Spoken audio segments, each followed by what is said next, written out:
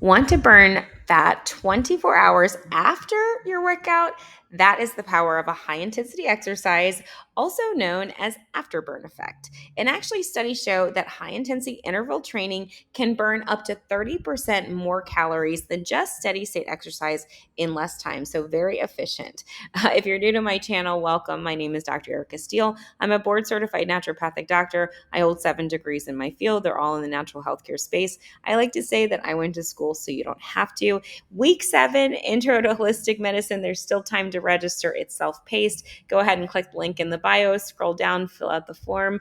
Away we go. We'll scoop you on up. And so this week we're talking about metabolic conditioning and how today's specific video is about how high intensity interval training can transform your fat burning into a potential for strength, endurance, internal power, confidence. Rest assured, I absolutely love HIIT training, except my joints are not as amenable to it.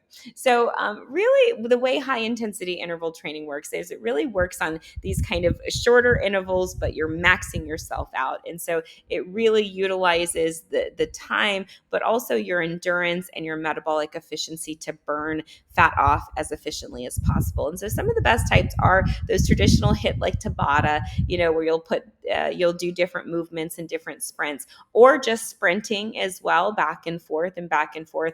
Powerlifting, which is my favorite for so many years, and the more that you scale up. Agility training as well, which are done on a lot of peak performance gyms and things like that. Aerobics, you're jumping around. Jump rope, spin cycling, love spin cycling for years. I would come out of there dripping with sweat. And so those are all high intensity exercises that can be done, and some really at the comfort of your own home, which is nice. And so what high interval intensity training does is it helps to enhance your growth hormone production, which is going to help accelerate that fat burning process, but also help you to build and retain muscle. It also is going to help with that metabolic sensitivity. So, insulin sensitivity, which is going to reduce any stress for diabetes and high cholesterol and all of those things that we're working towards.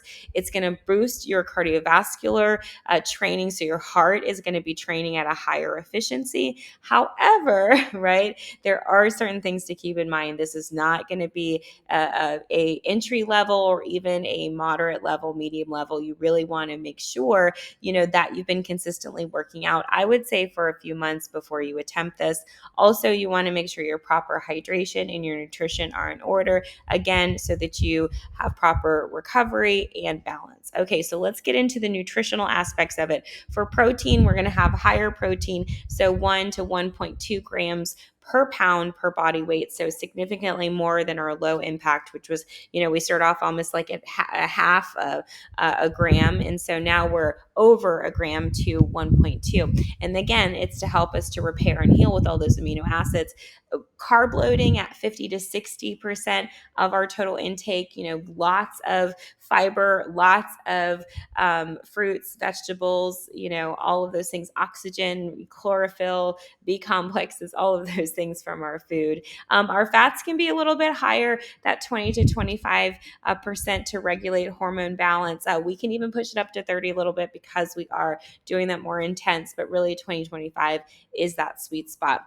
For our heart rate, because it's high interval intensity training, we're going to be maxing ourselves out to 80 to 95% of our max heart rate. So if you are healing from trauma, your nervous system is dysregulated, your hormones are dysregulated, you have adrenal issues, this is not going to be good for you. So you have to make sure that all systems are strong enough, resilient enough to handle this, even if it feels good, because you could be maxing yourself out. I know I did that for years. And so making sure that you're really very careful and deliberate.